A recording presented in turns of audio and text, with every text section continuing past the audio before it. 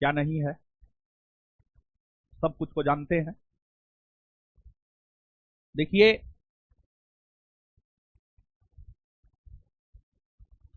Batch जो है आज से शुरू हो रहा है। फिलहाल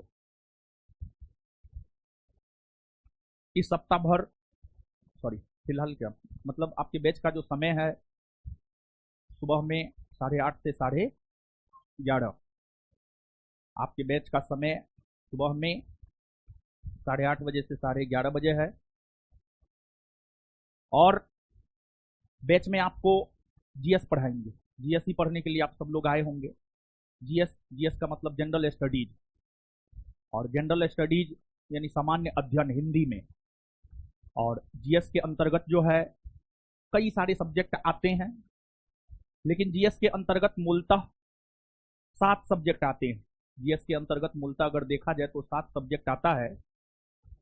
और जीएस के अंतर्गत जो मूलतः 7 सब्जेक्ट आता है उसमें आपको इतिहास है, इतिहास है, इतिहास के बाद भूगोल है, इतिहास है, इतिहास के बाद भूगोल है, भूगोल के बाद राज्य व्यवस्था है, राज्य व्यवस्था है।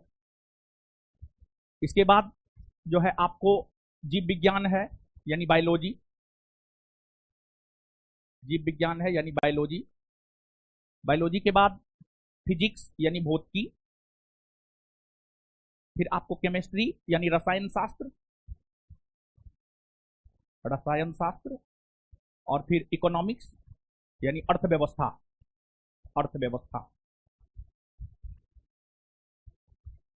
जीएस के अंतर्गत अगर देखा जाए तो जीएस के अंतर्गत जो है ये हम आपको हिंदी में लिखे हैं, एकदम शुद्ध हिंदी में लिखे हैं।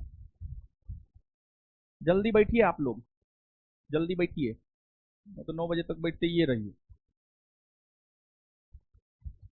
बेचारा को जगह छोड़ना पड़ गया।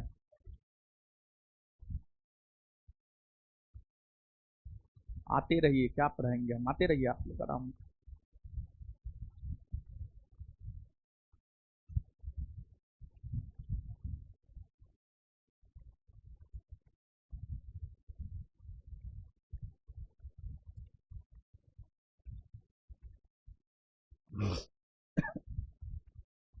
बैठ गए सब लोग?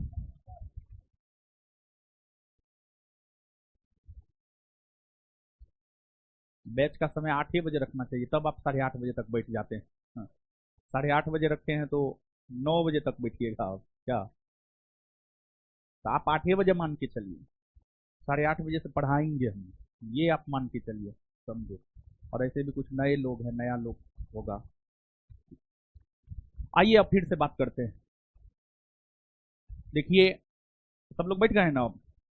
समझाए ना, ये लड़की लोग आप ही लोग को बोल रहे हैं, लड़का लोग पहले आ चुका है, आप ही लोग लेट करते हैं।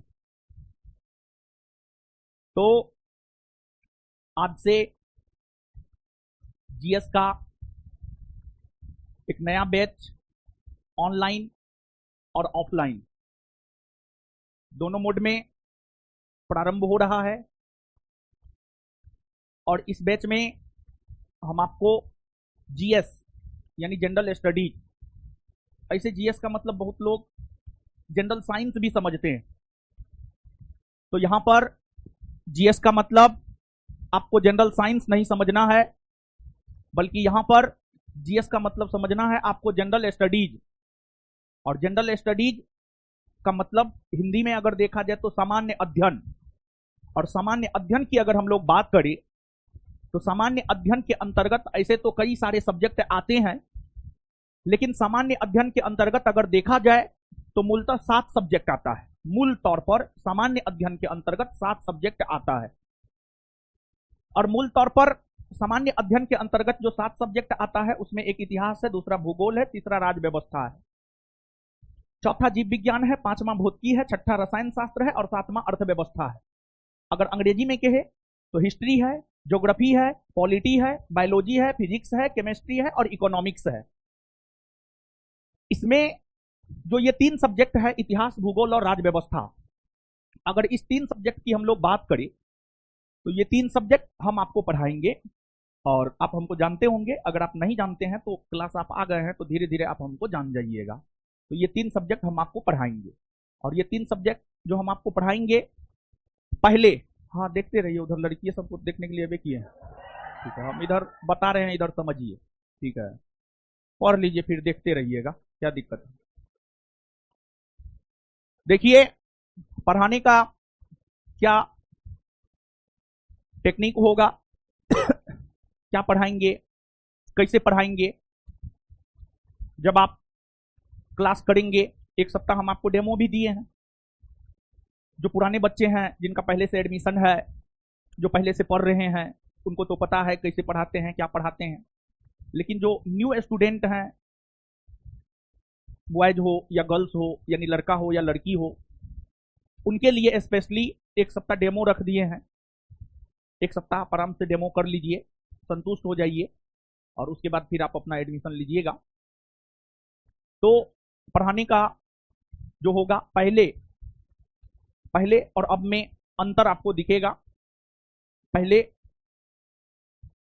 जो है आपको एक दिन में एक ही टीचर आपको पढ़ाते थे।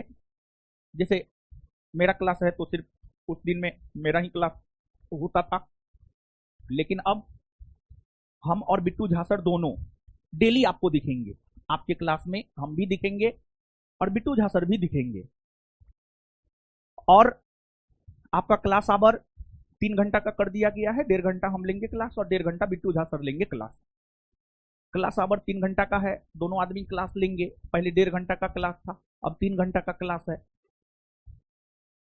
तो ये जो क्लास आवर 3 घंटा करने का मकसद है, और दोनों लोग पर डे क्लास लेंगे, ये जो करने का मकसद है ताकि आपका जो सिलेबस है, आपका जो पाठ्यक्रम है, वो जल्दी से खत्म हो सके।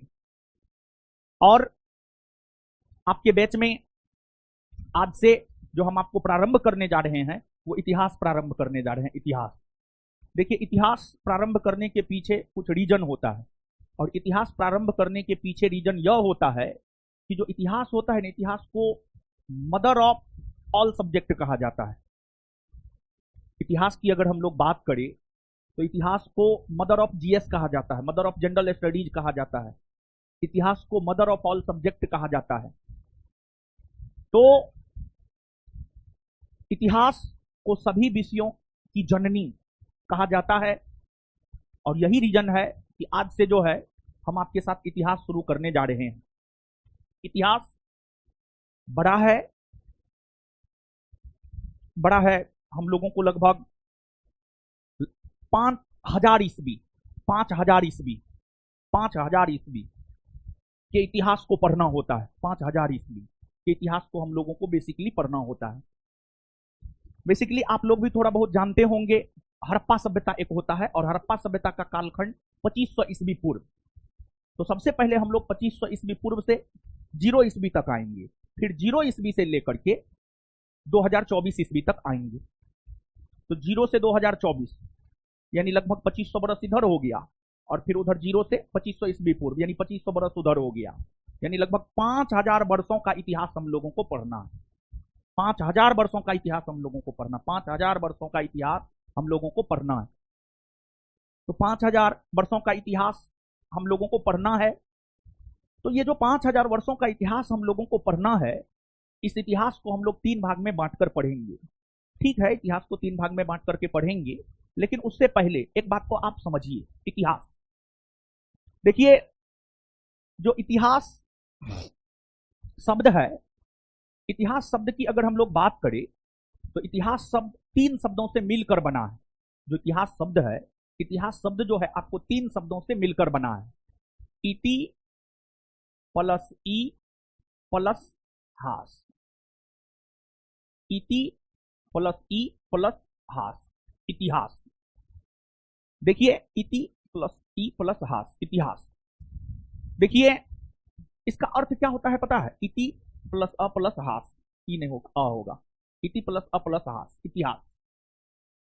इसका अर्थ होता है, इसका मतलब होता है ऐसा निश्चित रूप से हुआ है। इति प्लस अ प्लस हास का मतलब होता है कि ऐसा निश्चित, ऐसा निश्चित रूप से हुआ है, ऐसा निश्चित रूप से हुआ है, ऐसा निश्चित रूप से हुआ है, ऐसा निश्चित रूप से हुआ है। इति प्लस अ प्लस हास का मतलब होता है ऐसा निश्चित रूप से हुआ है। अब इसका क्या मतलब है, इसको थोड़ा और एक्सप्लेन करते हैं। देखिए, इतिहास में बेसिकली हम लोग पढ़ते क्या है, इतना कॉमन जानकारी आपको जरूर होगा कि इतिहास में हमें महात्मा गांधी के बारे में पढ़ना होता है, इतिहास में हमें भगत सिंह के बारे में पढ़ना होता है, इतिहास में हमें डॉक्टर भीमराव अंबेडकर के बारे में पढ़ना होता है, इतिहास में हमें सुभाष चंद्र बोस के बारे में पढ़ना होता है, इतिहास में हमें महात्मा बुद्ध के बारे में पढ़ना होता है, इतिहास में हमें महावीर स्वामी के बारे में पढ़ना होता है, इतिहास में हमें शंकराचार्य के बारे में पढ़ना होता है, इतिहास में हमें चंद्रगुप्त विक्रमादित्य के बारे में पढ़ना होता है, इतिहास में हमें अकबर के बारे में पढ़ना होता है, इतिहास में हमें बाबू वीर कुंवर सिंह के बारे में पढ़ना होता है।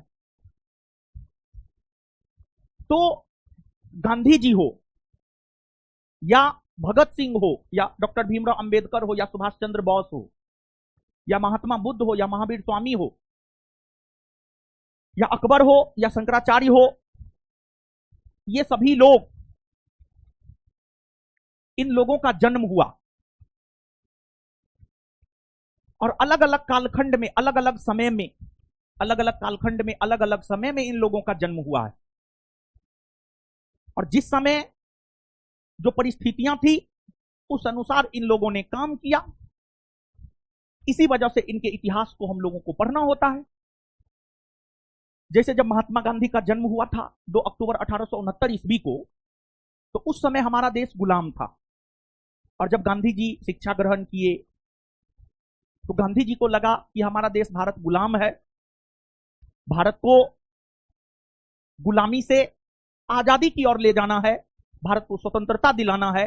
तो महात्मा गांधी ने स्वतंत्रता आंदोलन में शामिल होने का काम किया और उसके अंतर्गत गांधी जी ने असहयोग आंदोलन, सविनय अवज्ञा आंदोलन तथा अन्य आंदोलन चलाए और उन आंदोलनों के माध्यम से हमारा देश आजाद हुआ।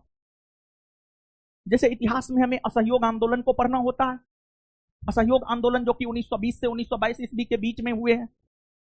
तो असहयोग आंदोलन 1920 से 1922 ईस्वी के बीच में हो चुके हैं और इतिहास में हमें वही पढ़ना है। यानी कुल मिलाकर के हम आपको यह बतलाने का प्रयास कर रहे हैं, कुल मिलाकर के हम आपको यह बतलाने का प्रयास कर रहे हैं कि आखिरकार इतिहास में हमें पढ़ना क्या है। कुल मिलाकर के अगर देखा जाए तो हम आपको यह बतलाने का प्रयास कर रहे हैं कि इतिहास में हमें पढ़ना क्या है। किसी भी सब्जेक्ट को शुरू करने से पहले उसके बारे में थोड़ी बहुत जानकारी रहनी चाहिए। और थोड़ा अच्छा से आए हैं उधर, सोइए नहीं, मुंह पर हाथ रख करके चश्मा उस्मा पहन करके सो रहे हैं, सोइए नहीं, सोना ही था रूम में पे रहते आराम से, कंबल तान के सोते, ठंडा का भी मौसम आ गया है, ठीक है। चलिए, तो इतिहास देखिए, किसी भी सब्जेक्ट को पढ़ने से पहले उस सब्जेक्ट के बारे में यह जानना जरूरी है कि उस सब्जेक्ट के अंतर्गत आखिरकार हमें पढ़ने क्या होते हैं। तो हम आज जो जीएस का बैच प्रारंभ कर रहे हैं उसमें हम आपको शुरू करने वाले हैं इतिहास। और हम आपको शुरू करने वाले हैं इतिहास इसी वजह से, इतिहास में पढ़ने क्या है इस बात को हम आपको बतला रहे हैं। तो इतिहास में महात्मा बुद्ध को पढ़ना है। महात्मा बुद्ध का जन्म हुआ और उन्होंने धर्म के क्षेत्र में बहुत बड़ा सुधार किया। उनके सुधार को देखेंगे, फिर उनका निधन हो गया।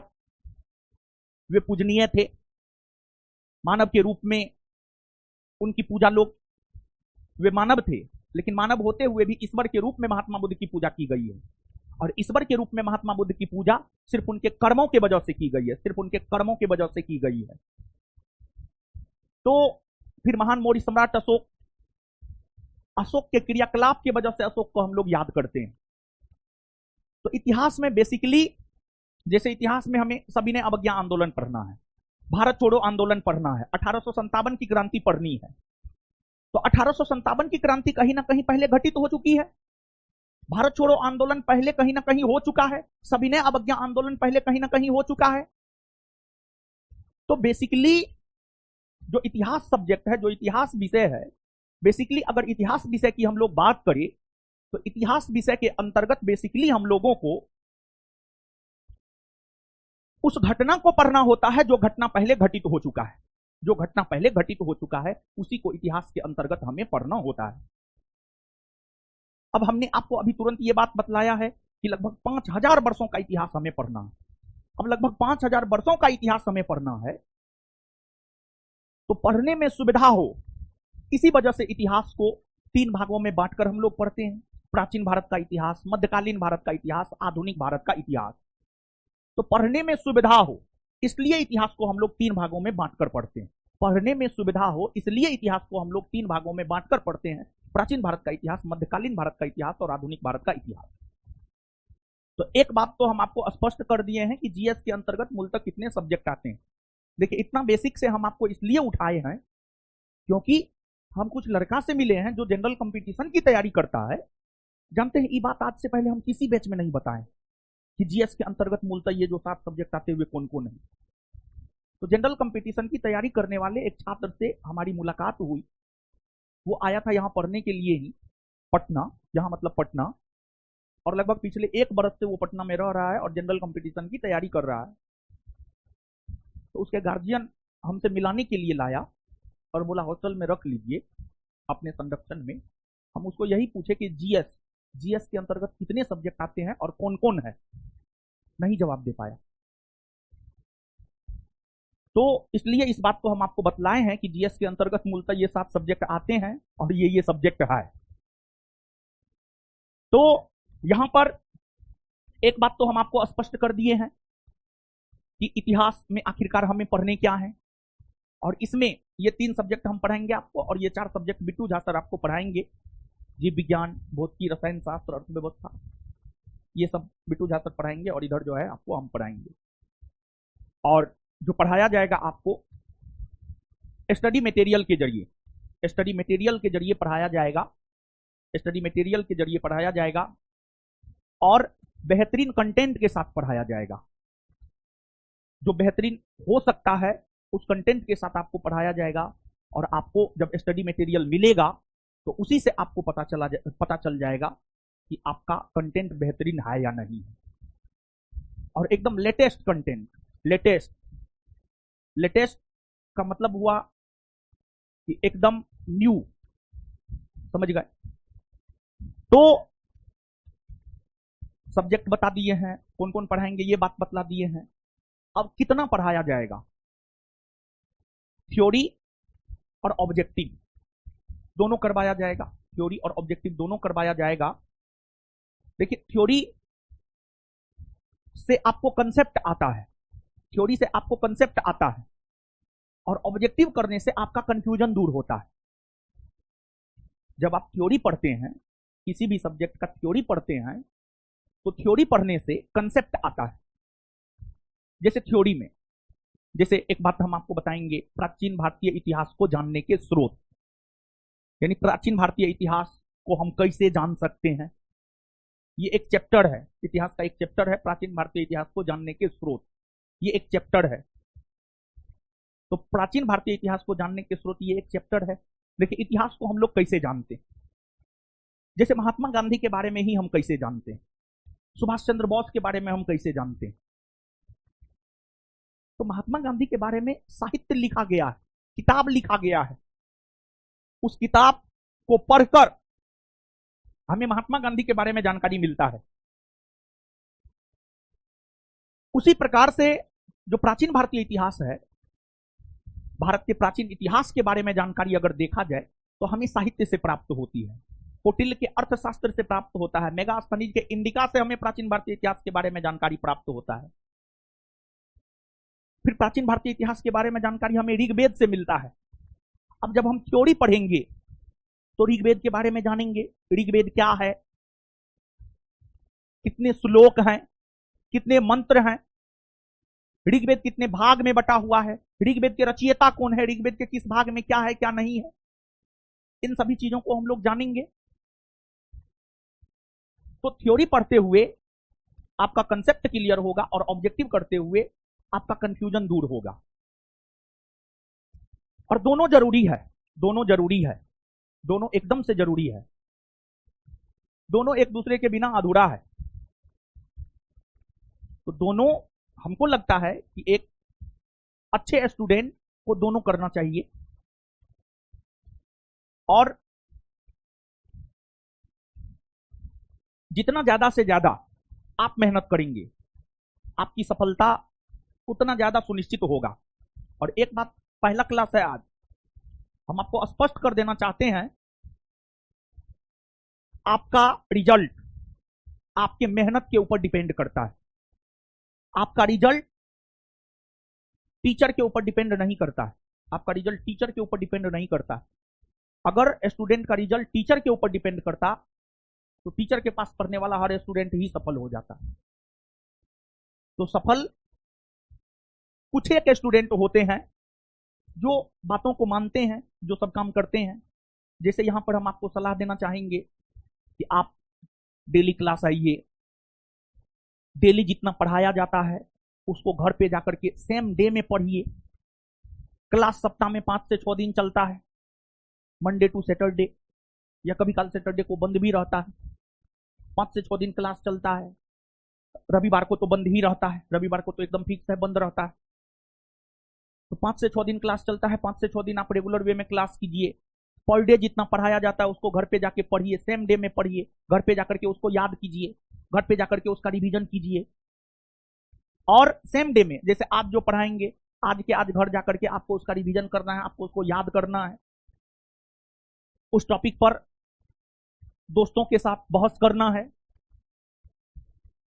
और संडे को छुट्टी रहता है तो संडे को पूरे सप्ताह में पढ़ाए गए चीजों का रिवीजन करना है। तो ये सब काम आपको करना है। लेकिन आप कितना करेंगे, आप जितना करेंगे आपके सफल होने के चांस उतना ज्यादा होंगे, और आप नहीं करेंगे तो आपके सफल होने के चांस ज्यादा नहीं होंगे।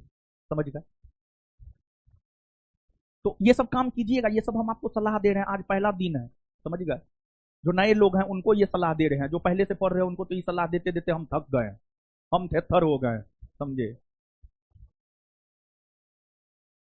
ये बात हम इसलिए बोल रहे हैं कि अगर आप बात मानिएगा आपका रिजल्ट होगा, बात नहीं मानिएगा आपका रिजल्ट नहीं होगा। सीधी सी बात। और किसी के ऊपर 100% डिपेंडेंसी सही नहीं होता है। ठीक है, आप मेरे पास पढ़ने आए हैं, हम आपको पढ़ाएंगे, कोई दिक्कत नहीं है। लेकिन अब आप 100% हमारे ऊपर ही डिपेंडेंट मत हो जाइएगा। कुछ अपना भी हाथ पैर मारना है। जैसे, ये बात हम क्यों बोल रहे हैं समझिए। जैसे आप नदी में डूबने लगे, वहां पर डूबते डूबते सिर्फ भगवान भगवान कहिए, नहीं बच पाइएगा। डूबते डूबते भगवान भगवान भी कहिए और अपना हाथ पैर भी मारिए। समझ रहे हैं? तभी आप बच पाइएगा, नहीं तो नहीं बच पाइएगा, नहीं तो कोई उपाय ना है। तो अपना भी हाथ पैर मारना जरूरी होता है जीवन में। बिना अपना हाथ पैर मारे कुछ नहीं हो सकता है। हम आपको पढ़ा रहे हैं, आप मेरे पास पढ़ने आए हैं, हमें खुशी है कि आप मेरे पास पढ़ने आए। लेकिन ये खुशी तब और भी बढ़ जाएगा जब आप पढ़ाई करके सफल हो जाइएगा। देखिए, सफल होने के लिए अगर देखा जाए तो हमको बहुत सारा एग्जाम में सफलता मिला है, मतलब बहुत सारा एग्जाम में मेरा रिजल्ट हुआ है। हम एवरेज से थोड़ा ज्यादा है, ऐसा नहीं है कि बहुत ज्यादा है, और बहुत ज्यादा होना जरूरी भी नहीं है। अगर आपको रिजल्ट चाहिए तो किसी भी सब्जेक्ट का विद्वान नहीं बनना है। अगर आपको रिजल्ट चाहिए तो हर सब्जेक्ट का एवरेज नॉलेज होना चाहिए, हर सब्जेक्ट का एवरेज नॉलेज होना चाहिए। और आप जितने भी लोग आए हैं, अधिकतर लोगों को चाहिए रिजल्ट, मतलब आप जो एग्जाम दे उस एग्जाम में आपसे प्रश्न बने, आपका रिजल्ट हो, आपको जॉब लगे। यही आप लोगों का उद्देश्य है और हमारा भी यही उद्देश्य है कि हम अपने सपने को तो साकार नहीं कर पाए, लेकिन आपके जरिए हम अपने सपने को साकार कर सके। तो ज्यादा कुछ है नहीं, ऐसा नहीं है कि जो है आपको 14 घंटा पढ़ना है, 18 घंटा पढ़ना है, 22 घंटा पढ़ना है, एकदम नहीं। 4 से 5 घंटा ही पढ़ना है, लेकिन रेगुलर पढ़ना है। 4 से 5 घंटा ही, सप्ताह के 7 दिन पढ़ना है, महीना के 30 दिन पढ़ना है, साल के 365 दिन पढ़ना है, 4 से 5 घंटा। और ये 4 से 5 घंटा क्लास को मिलाकर नहीं, क्लास को छोड़कर। क्लास आप जो भी करते हैं, कुछ सलाह हम आपको यहां पर दे रहे हैं, गौर से सुनिए, समझिए। देखिए देखिए ये सब सलाह हम क्यों दे रहे हैं। देखिए यहां पर मैक्सिमम लोग बिहार के होंगे, कुछ यूपी और कुछ झारखंड सबके होते हैं, लेकिन मैक्सिमम लोग बिहार के होंगे। तो मैक्सिमम के संदर्भ में हम बात कर रहे हैं। झारखंड भी पहले बिहार ही था और यूपी तो बगल में है, समझ गए। तो बिहार, यूपी, झारखंड, इन राज्यों के लोगों में किसी भी काम को करने की पूरी क्षमता होती है, बहुत क्षमता होती है, इसमें कोई डाउट और संशय वाली बात नहीं है। लेकिन आप उचित मार्गदर्शन के कमी के वजह से, आप उचित मार्गदर्शन के कमी के वजह से नहीं कर पाते हैं आप बहुत ज्यादा। जैसे हम ही में काम करने की क्षमता की कोई कमी नहीं है, लेकिन एक उचित मार्गदर्शन की कमी के वजह से जो है सपना लेकर आए थे आईआईटी का, और आईटीआई भी नहीं निकल पाया, समझ रहे हैं ना। तो उचित मार्गदर्शन के कमी के वजह से, समझे। आईआईटी और आईटीआई में बहुत अंतर होता है, एगो आसमान है तो एगो जमीन है, समझे। दोनों एक चीज ना है, दोनों अलग अलग चीज है, इतना तो आप समझ रहे हैं ना। हाँ, तो उचित मार्गदर्शन के कमी के वजह से आप में पूरी क्षमता होने के बावजूद भी आप बहुत ज्यादा कुछ नहीं कर पाते। तो आज पहला क्लास है, 4-5 मार्गदर्शन आज देंगे, पूरा पढ़ाते पढ़ाते पूरा मार्गदर्शन दे देंगे। तो जो 4-5 मार्गदर्शन हम आपको देना चाह रहे हैं, पहला यही है, 4 से 5 घंटा सेल्फ स्टडी कीजिए। 4 से 5 घंटा सेल्फ स्टडी कीजिए। और सेल्फ स्टडी मतलब स्वयं बैठ करके रूम में पढ़ना है, या रूम में नहीं पढ़ पाते हैं तो लाइब्रेरी में बैठ करके पढ़िए, या जहां भी पढ़ सकते हैं। 4 से 5 घंटा आप डेली बेसिस पर पढ़िए। पहला सलाह मेरा ये है। क्लास के अलावे 4 से 5 घंटा सेल्फ स्टडी डेली बेसिस पर कीजिए। और चाहे कुछ भी हो जाए, चाहे जन्मदिन मनाना हो, चाहे विश्वकर्मा पूजा मनाना हो, कुछ भी हो, 4 से 5 घंटा पढ़िए। और एक बात आप जानिए, आप छात्र हैं, आपकी पहचान एक छात्र के तौर पर है, और एक छात्र का सबसे प्रमुख काम होता है पढ़ाई करना। अगर आप पढ़ाई नहीं कर रहे हैं तो आप छात्र नहीं है, छात्र के रूप में आपकी पहचान नहीं हो सकती है। तो आप लोग जो आवाज कर रहे हैं कि फलना दिन भी पढ़ेंगे, चिल्ला दिन भी पढ़ेंगे, ये सब आवाज मत कीजिए। जो बात समझा रहे हैं समझिए।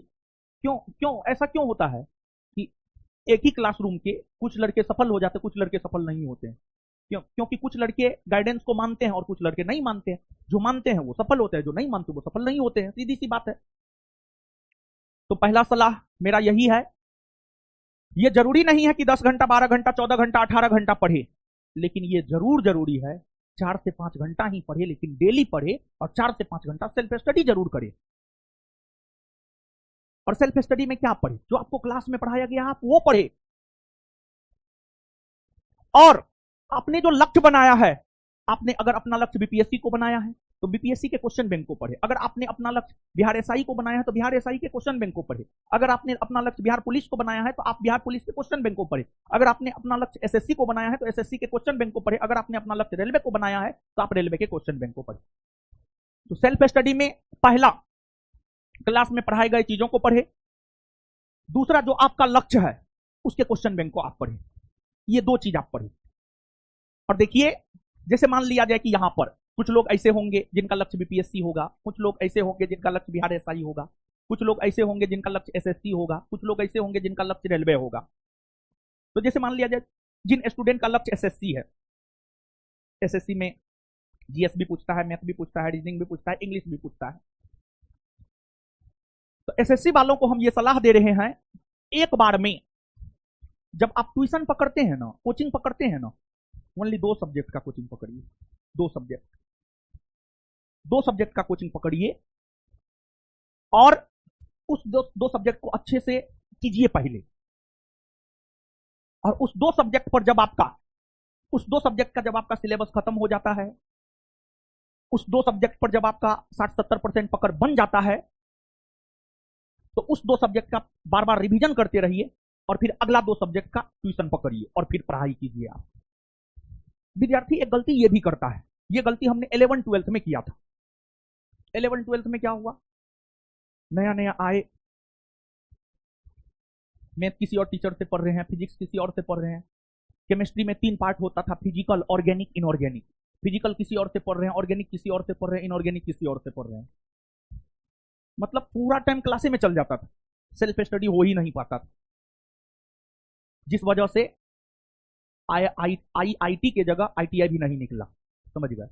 तो ये कमी हमने देखा है अपने जीवन में। और एक बात आप भरोसा कीजिएगा कि हम अपने जीवन में जो अनुभव किए, असफलता क्यों हाथ लगा या सफलता क्यों हाथ लगा, वही चीज हम आपसे शेयर करेंगे। कोई बनावटी बात नहीं है। जो भी बोलेंगे अपने जीवन में जो सीखे हैं, जो समझे हैं, वही बोलेंगे। समझ गए? तो एसएससी वालों के लिए ये मेरा सलाह है स्पेशली। नहीं तो फिर आईआईटी की जगह आईटीआई भी नहीं निकल पाएगा आपका, मतलब सीजीएल की जगह जो है एमटीएस भी नहीं निकल पाएगा। समझे? 2 से ज्यादा सब्जेक्ट एक बार में नहीं पढ़ना चाहिए। 2 से ज्यादा सब्जेक्ट का क्लास एक बार में नहीं करना चाहिए। फिर आप सेल्फ स्टडी के लिए आपको समय नहीं मिल पाता, फिर आप सेल्फ स्टडी नहीं कर पाते हैं। हम आपको कितनों पढ़ा दे, आप उस चीज को घर पे जाकर नहीं पढ़ रहे हैं, पढ़ाई का कोई मतलब नहीं, कोई मतलब नहीं, 1% मतलब नहीं। जैसे आज हम आपको इतिहास शुरू किए हैं, इतिहास शुरू कर रहे हैं, इतिहास में हम आपको पढ़ाएंगे, आप घर पे जाके नहीं पढ़े, कोई मतलब नहीं, क्लास आने का कोई मतलब नहीं रह गया आपके। समझ गए? सेल्फ स्टडी बहुत ज्यादा जरूरी है। और सेल्फ स्टडी में क्या पढ़े, इस बात को भी हम स्पष्ट कर दिए। सेल्फ स्टडी में आप क्लास में पढ़ाई गई चीजों को पढ़ें और साथ ही साथ आपने जो अपना लक्ष्य बनाया है उसके क्वेश्चन बैंक को पढ़ें। जैसे अगर आपने अपना लक्ष्य बीपीएससी को बनाया है, तो आपको सेल्फ स्टडी में 3 काम करना चाहिए। एक, क्लास में पढ़े गए चीजों का रिवीजन करना चाहिए। दूसरा, अगर हम लोग देखें तो दूसरा काम आपको बीपीएससी का क्वेश्चन बैंक करना चाहिए। और तीसरा काम अगर हम लोग देखें तो तीसरा काम में जो है आपको डेली बेसिस पर न्यूज़पेपर पढ़ने का आदत अपने आप में डालना चाहिए। डेली बेसिस पर न्यूज़पेपर और डेली बेसिस पर एनसीईआरटी की पुस्तक, इसको पढ़ने का आदत आपको अपने आप में डालना चाहिए। और देखिए, जैसे आप लोग, एक सलाह मेरा ये है, कंक्लूड कर रहे हैं, तो पहला सलाह ये है, जरूरी नहीं है कि 12 घंटा 14 घंटा पढ़े, लेकिन यह जरूरी है पर डे पढ़े और 4 से 5 घंटा पढ़े और 4 से 5 घंटा सेल्फ स्टडी करे। और सेल्फ स्टडी में क्वेश्चन बैंक, आपका जो लक्ष्य है उसके क्वेश्चन बैंक को जरूर करे, पहला। दूसरा, अगर हम देखें तो दूसरा सलाह यह है कि अनुशासन, अनुशासन जीवन में अनुशासन का बहुत महत्व होता है। जीवन को अनुशासित वे में जीना है। इसका मतलब क्या है? जीवन को अनुशासित वे में जीना है। अब इसका मतलब बहुत लोग समझेंगे क्या, मां बाप का पैर छूना है, टीचर का पैर छूना है? नहीं। आपके लिए, एक छात्र के लिए अनुशासन का मतलब मेरे अर्थों में अगर देखा जाए तो एक छात्र के लिए अनुशासन का मतलब मेरे अर्थों में क्लास रेगुलर होना चाहिए, कॉन्सेंट्रेट होकर के टीचर के लेक्चर को सुनना चाहिए, क्लास में आपस में बात नहीं होनी चाहिए, क्लास में जो होमवर्क दिया जाता है उस होमवर्क को निश्चित तौर पर करना चाहिए, टीचर की बात को मानना चाहिए। पढ़ाई के संदर्भ में विशेष तौर पर आपके लिए अनुशासन का मतलब ये होता है, हम अपने क्लास में गुड मॉर्निंग, गुड इवनिंग, या हमारे आने पर या टीचर के आने पर स्टूडेंट खड़ा हो जाए, अभिवादन करे, इस सबको हम बंद करके रखे हुए हैं। आप लोग अनुशासन का मतलब सिर्फ इतना ही समझते हैं, टीचर आया, एकदम बैठे हुए हैं, उठ के खड़ा हो गए, गुड मॉर्निंग सर। अनुशासन का मतलब ये ना है। अनुशासन का मतलब है कि अगर हम यह होमवर्क दिए कि कर्क रेखा भारत के 8 राज्य और भारतीय मानक समय रेखा भारत के 5 राज्य से होकर गुजरती है, तो उसको मैपिंग करके लाना है, तो मानचित्र पर उसको मैपिंग करके लाना है। अनुशासन का मतलब ये है। अनुशासन का मतलब ये कदापि नहीं है कि टीचर का आने पर खड़ा हो जाए, good morning, good evening, good afternoon, good night करे। अनुशासन का मतलब कदापि आपके लिए ये नहीं है, समझे बात को। तो ये दो चीज है। और एक दिन में कितना सलाह देंगे, बहुत हो गया है कि ना। और अगर आप इतिहास में, इतिहास हम पढ़ाने जा रहे हैं, अगर आप इतिहास में कोई भी सब्जेक्ट, सॉरी, इतिहास में अगर आप बुक के बारे में हम चर्चा कर रहे हैं, बुक अगर आप इतिहास के अंतर्गत कोई भी बुक पढ़ना चाहते हैं, कोई भी बुक पढ़ना चाहते हैं, तो मेरा पहला सलाह यही है, आप सबसे पहले एनसीईआरटी को पढ़ें। सबसे पहले आप एनसीईआरटी को पढ़ें। जैसे आप लोग पढ़ने के लिए आए हैं, इतिहास शुरू कर रहे हैं, तो बहुत बच्चा के मन में सवाल होगा, इतिहास में कौन किताब पढ़े। तो किसी भी पब्लिकेशन के या किसी भी राइटर के बुक को पढ़ने से पहले मेरा सलाह यही है कि आप एनसीईआरटी को पढ़ें। और अगर आपका सपना बीपीएससी है, तो आप एनसीईआरटी को जरूर से जरूर पढ़ें, जरूर पढ़ें आप एनसीईआरटी को। अगर आपका सपना बीपीएससी नहीं है, तो फिर एनसीईआरटी पढ़ने की कतई कोई जरूरत नहीं। लेकिन फिर भी अगर आप किताब पढ़ना चाहते हैं, तो पहला सलाह मेरा यही होगा, सबसे पहले आप एनसीईआरटी को पढ़ें। और एनसीईआरटी में भी 8 क्लास के एनसीईआरटी से लेकर के 12th क्लास के एनसीईआरटी तक को पढ़ें। हिस्ट्री में 8 क्लास के एनसीईआरटी से लेकर के 12th क्लास के एनसीईआरटी तक को आप पढ़े। और ओल्ड मिले, न्यू मिले, कोई प्रॉब्लम नहीं, जो मिलता है वो आप पढ़िए। लेकिन इतिहास में पहली पुस्तक अगर आप कोई पढ़ना चाहते हैं, तो एनसीईआरटी पढ़िए, समझ गए। तो एक सलाह और हो गया, समझ गए। तो अब आइए, सलाह के साथ साथ पढ़ाई का भी काम जारी हो जाना चाहिए, जारी रहना चाहिए। सलाह तो मिलते रहेगा, जब तक पढ़िएगा तब तक सलाह देते रहेंगे, समझ गए। लेकिन जो 2-3 मुख्य सलाह है, किताब को लेकर के एक डाउट रहता है, तो सबसे पहले एनसीईआरटी हम स्पष्ट कर दिए हैं। अनुशासन बना करके रखना है क्लास में, अनुशासन का मतलब आपके लिए क्या होता है, इस बात को हमने स्पष्ट कर दिया। कितना घंटा पढ़ना है, इस बात को हमने स्पष्ट कर दिया। ये सब बेसिक है, ये सब जरूरी है, समझ गए। तो अब आइए हम अपने सब्जेक्ट की शुरुआत करते हैं, मतलब इतिहास की शुरुआत करते हैं। तो इतिहास का अर्थ हम आपको समझा दिए। इतिहास का अर्थ होता है ऐसा निश्चित रूप से हुआ या वैसी घटना जो घटित हो चुकी है, उन घटनाओं के बारे में जिस विषय के अंतर्गत हम लोग पढ़ते हैं, वही विषय इतिहास है। 1857 की क्रांति हो गई है, इतिहास में 1857 की क्रांति को ही हम लोग पढ़ते हैं। भारत छोड़ो आंदोलन हो गए हैं, इतिहास में भारत छोड़ो आंदोलन को ही हम लोग पढ़ते हैं। तो इतिहास में जो घटना घटित हो चुकी है, उसी को हम लोग पढ़ते हैं। अब देखिए, जैसे सामान्य तौर पर आपके दिमाग में होता है इतिहास, इतिहास का मतलब डाटा, मतलब ईस्वी।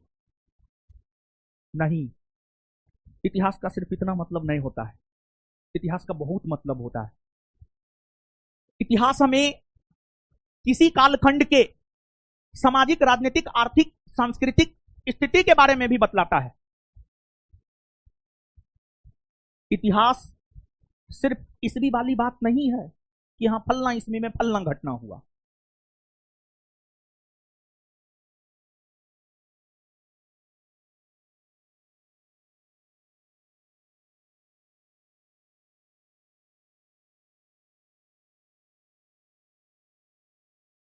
वो तो इतिहास का एक पार्ट है कि फलना ईस्वी में फलना घटना हुआ, फलना ईस्वी में फलना घटना हुआ, ये इतिहास का एक पार्ट है।